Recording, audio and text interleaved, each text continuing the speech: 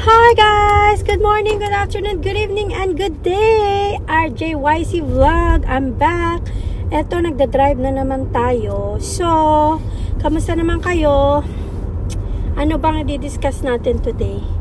I-discuss naman natin ang mga dahilan kung bakit nangyayari ang nangyayari sa Pilipinas at sa taong bayan.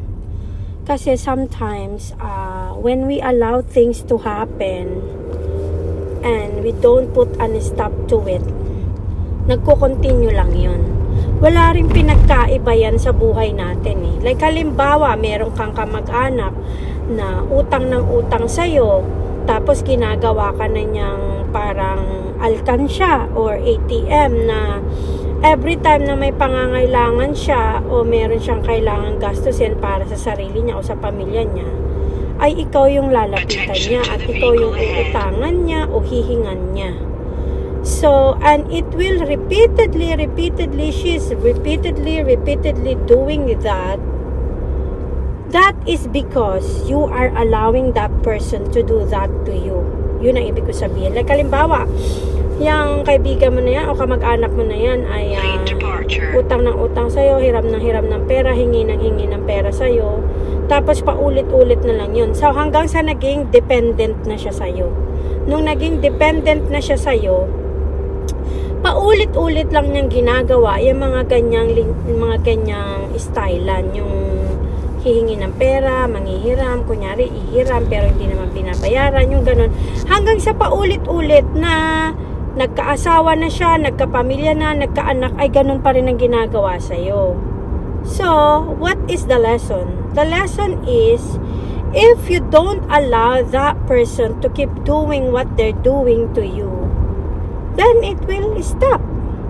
So, ikaw lang ang makakapag-stop niyan sa sarili mo at sa tao na yun para tigilan niya na kung ano yung ginagawa niya.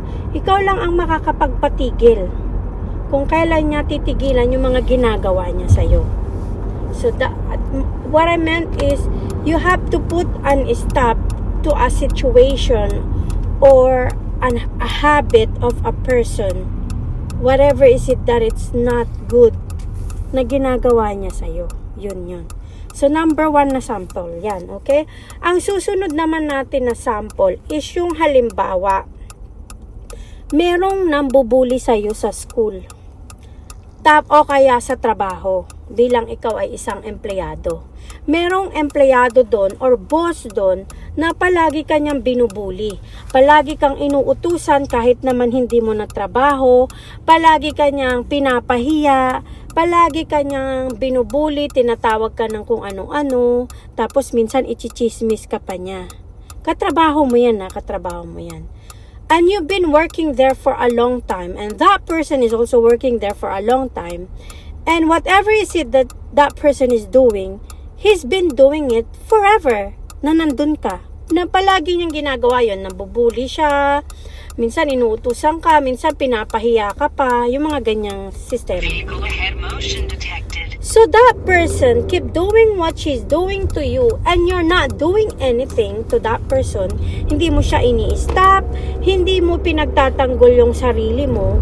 Kaya umabot ka na lang ng 10 taon, 5 taon sa trabaho mo, ay ganun pa rin ang ginagawa niya. Bakit? Bakit ganun pa rin ang ginagawa ng tao na yan sa'yo sa trabaho? Ang sagot ay kasi hindi ka lumalaban. Kasi nananahimik ka lang. Kasi hindi mo siya in-stop sa gawain niya na ganun. Na naging habit na lang niya na ibuli ka, utos-utusan ka, i-chismis ka, or gumawa ng hindi maganda sa'yo ng paulit-ulit dyan sa trabaho. Paulit-ulit na lang niyang ginagawa yung mga ginagawa niya.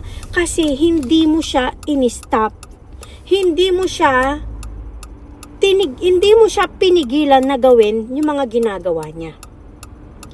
Anong lesson? Ang lesson dyan is, yung katrabaho mo, Kung nung umpisa pa lang o nakalawa o nakatatlong beses na ginagawa niya yung hindi maganda sa'yo, pasensya na, may araw sa mata ko.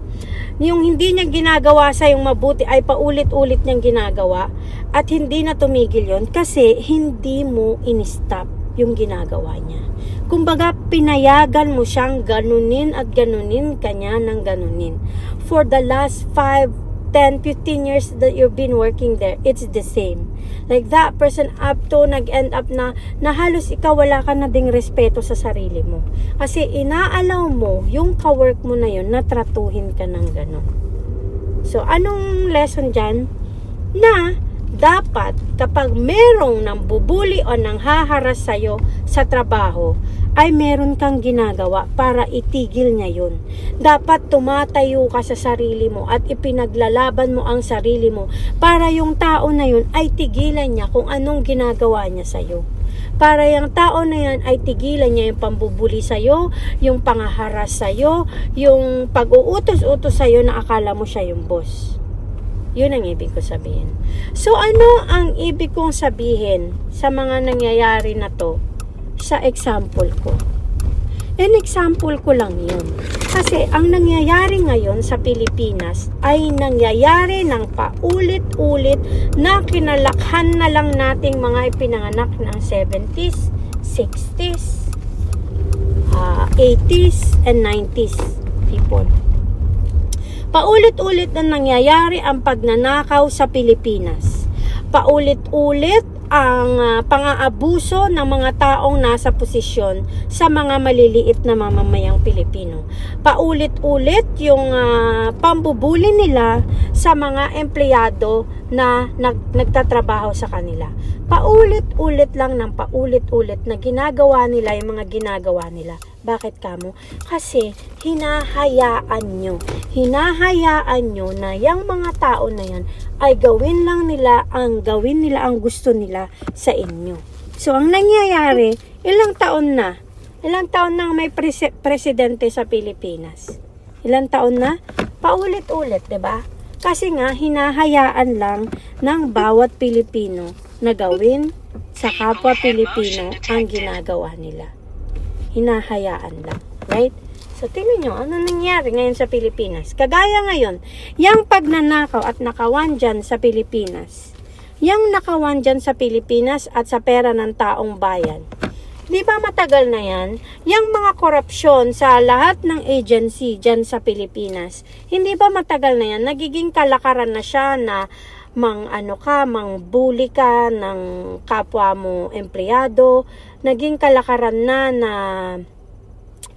may mga panunuhol para magawa mo yung serbisyo o makuha mo yung serbisyo na gusto mo. Ang ginagawa ng mga Pilipino ay nanunuhol sila at binabayaran nila yung serbisyo ng tao at hindi na sila gumagawa ng tama para para makuha nila yung gusto nila. Right? So, anong ginagawa ng mga tao? I'll take this. Anong ginagawa ng mga tao para matigil yung mga nangyayari ngayon sa Pilipinas at yung mga iba't ibang ginagawa ng mga Pilipino sa kapwa nila Pilipino? Di ba kapag wala kang sinasabi, hindi tumitigil? Pag wala kang sinasabi, hindi tumitigil at tuloy-tuloy lang. So, ang ibig sabihin yan, kung wala kang gagawin at wala kang sasabihin, magtutuloy-tuloy lang ang pagnanakaw dyan sa Pilipinas. Ang pagnanakaw sa mamamayang Pilipino, ang pagnanakaw sa pera ng taong bayan, magtutuloy-tuloy lang yan kung wala kang gagawin. Kaya, kailangan may gawin ka na. Okay?